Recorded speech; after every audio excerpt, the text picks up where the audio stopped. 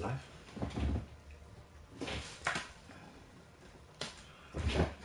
Hello, good evening, welcome, or what part of the world you're in. Hello, this is Soccer Sanchez TV, and it's been a month since we were here last. How are you today? We're back, and we're ready for the new season. Myself, Soccer Sanchez, is always here with Stu Gets Goals, aka Stuart. How you doing, mate? Yeah, not bad, not bad. Yeah, good first day. You look refreshed. You've been away for the summer. You've been to Ibiza, Magaluf, Melia. Yeah, no, even better. Bournemouth. Bournemouth. Quality. This guy doesn't start watching football. Good on Bournemouth, eh? So yeah, good to be back. Good to see you again. Been a while still. Nice one. We're here as always to bring you the best coverage of football worldwide, anywhere on the internet or the TV. We are the people to speak to. So today basically is kind of like the first episode of the new season. Last time we were here, we spoke about the Euro 2016 final. Yeah. Portugal won, of course, did very well. But now we're ready for the new season. The club season is about to start. Well, the Premier League season, for example, is starting next week. Today the Championship started and the rest of the Football League. And Europe will be catching up soon in the next couple of weeks or so. But yes, as I mentioned, we want to speak about the new season and more than anything, transfers. We're not going to talk about every single transfer that has come to fruition over the last month or so.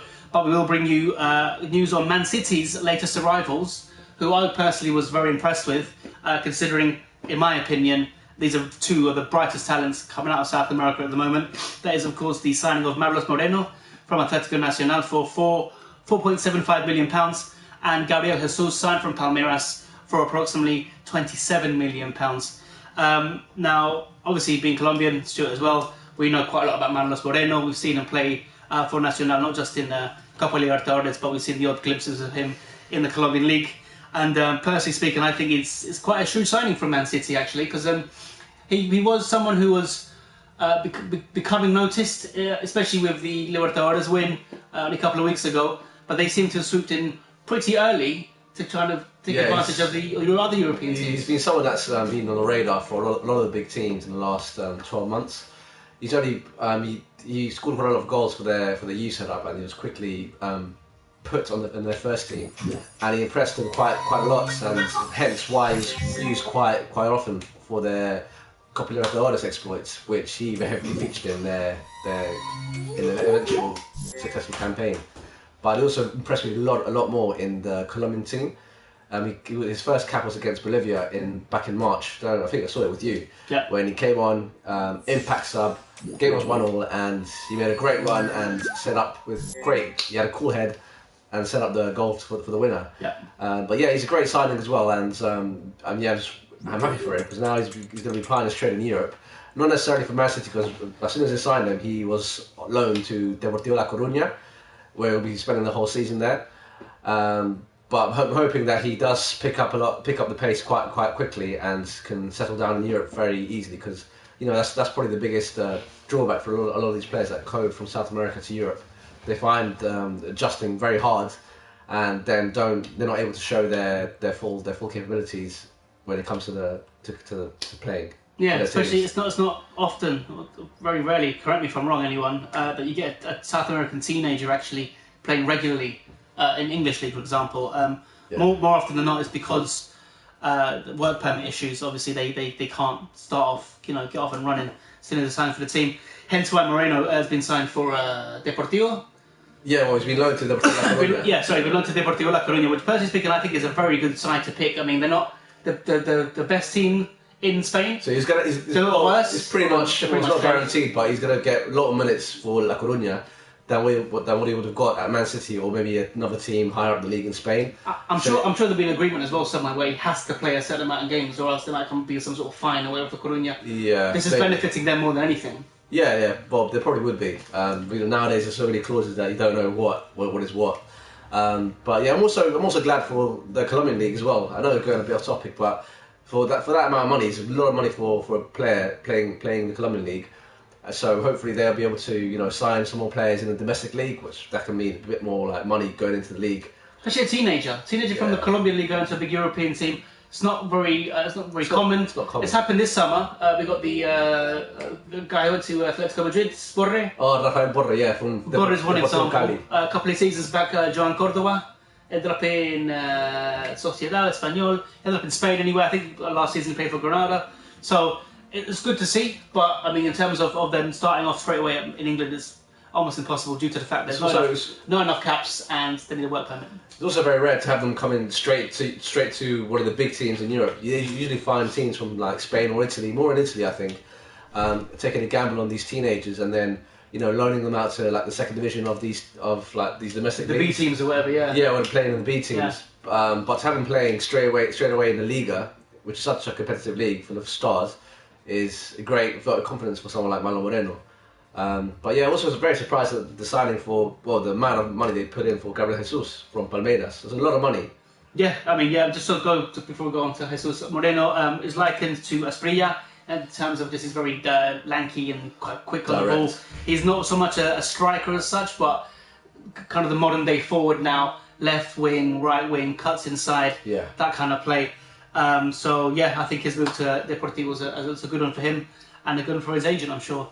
And yeah, as you were saying, Gabriel Jesus, I mean, personally speaking, if you watch the show regularly, I've mentioned him a couple of times, back from when we did our shows back in January.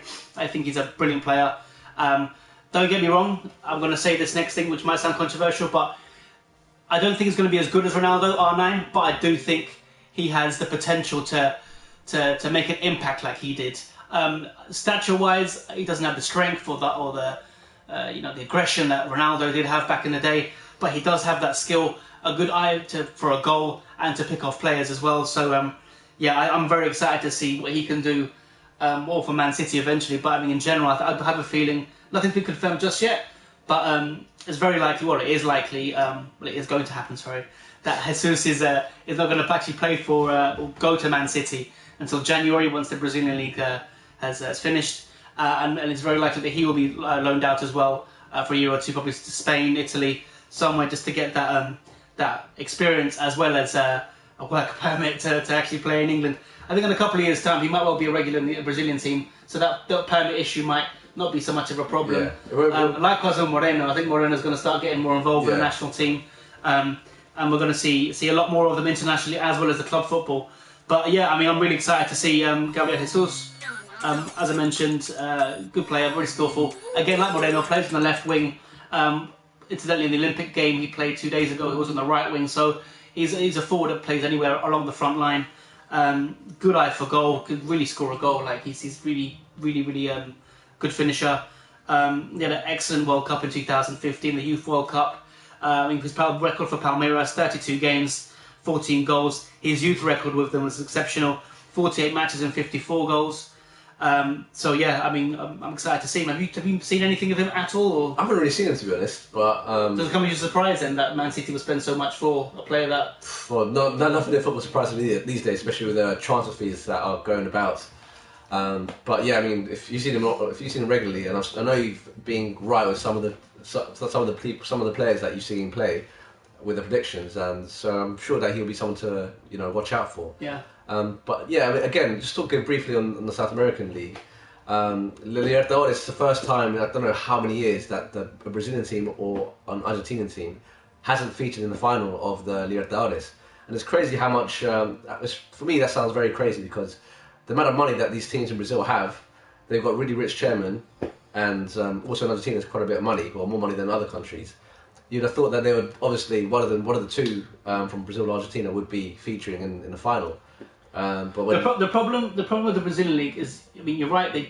To some extent, these clubs do have money because they have backers who can put a bulk of money into towards whatever. Yeah. But rather than the chairman being a bit more sensible, a bit of that European approach and investing in the future or an academy or a stadium or something, they'll spend however much all their budget on one star player, sign him up, sell a few shirts. He'll be there for a year or two, and then he'll be off again, and it starts all over again when they buy another big player. Ronaldinho is a perfect example of the way he hopped around different clubs in Brazil for that reason, just to sell shirts for the publicity. And I think a bit more stability is needed with the Brazilian clubs because they do have money, but they seem to be wasting it a lot. A couple of seasons back, Santos were in real big trouble.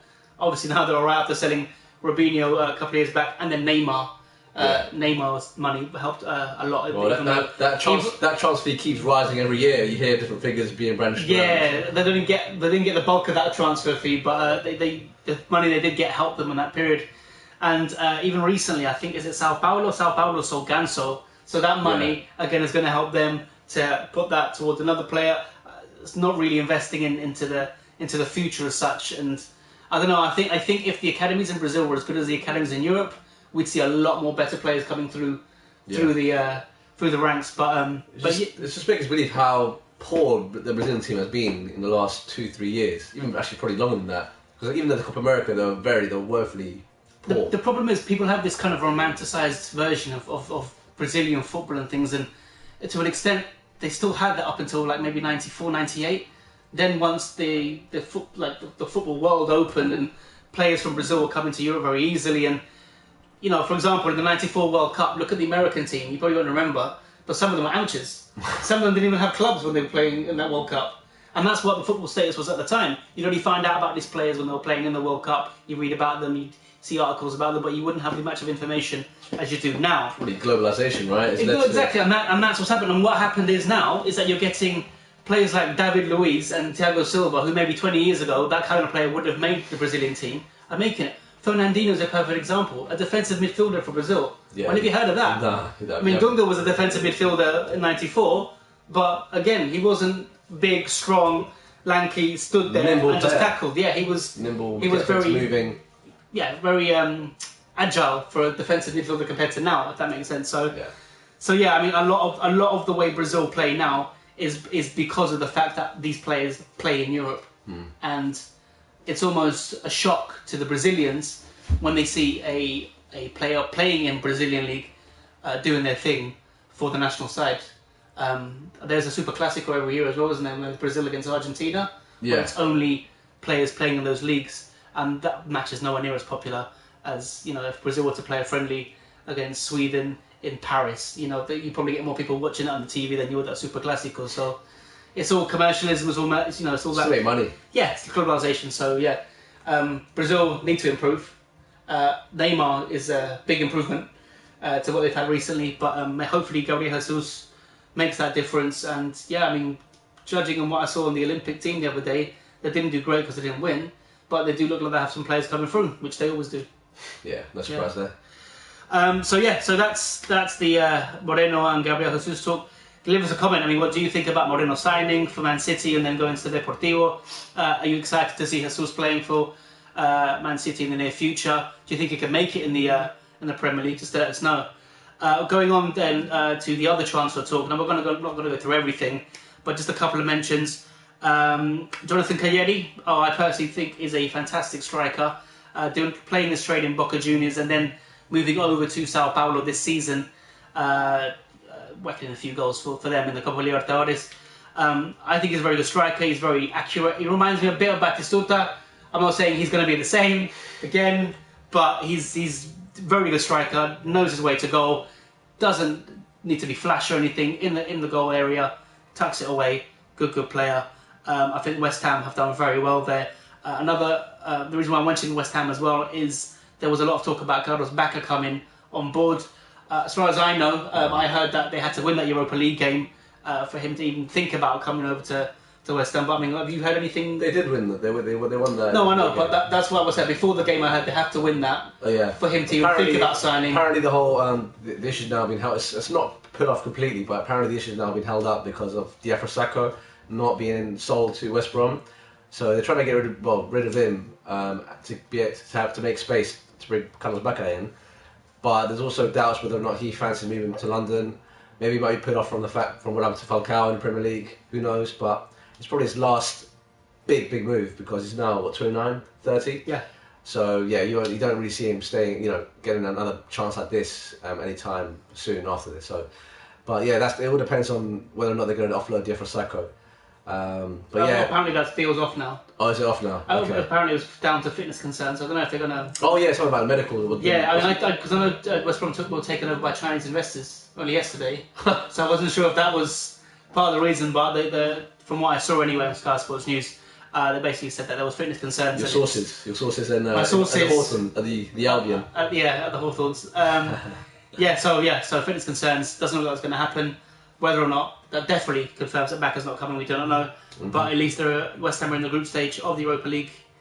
And they're also even linked with James Rodriguez, but that's probably just paper talk. who, West Ham? Yeah, West Ham have been linked to everyone this season, this summer, so doesn't surprise me. I mean, they have pulled up some really crazy moves in the last, probably 10 years ago when Tevez and Machado came the last day. AU's been signed today. AU's been signed for 20 million, so... Well, AU, like 20 million AU, Kajeri, Saka might live. Carroll, the Bacca deal's looking less and less likely, we'll see. Yeah. Going on to the bigger transfer news, Higuain has signed for Juventus for 95 million euros. Crazy money?